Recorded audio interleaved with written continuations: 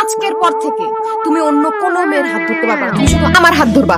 যদি অন্য কোনো মায়ের হাত ধরো না বা হাত ধরার চেষ্টা করো, আমি তোমার হাত কেটে ফেলাম। ঠিক আছে।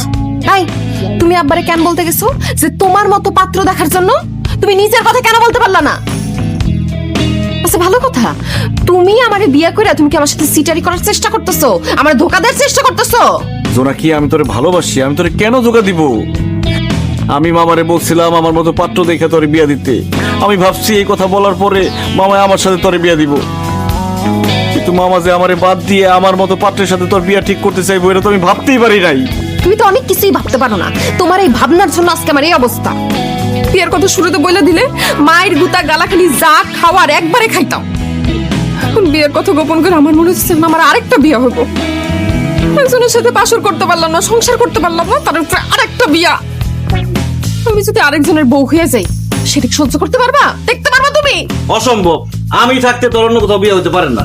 আমি তোর বিয়ে করছি, তুই আমার বউ, সারা জীবন তুই আমার হয়ে থাকবি। আমি তোমার কচুর বউ। সেই সকালবেলা বিয়ে হয়েছে, এখন রাত হয়ে গেছে গা। হিসাবে তো এতক্ষণে আমাদের বাসর রাত হওয়ার কথা। বাসর রাত তো দূরের কথা, ঠিক মতো হাতটাও ধরতে পারলাম না। এর জন্যই কয় আত্মীয়র মধ্যে বিয়ে করতে হয় না। আচ্ছা, শারমিন তো বাইরে হয়ে গেছে, চল বাসর একটা সেরে ফেলি।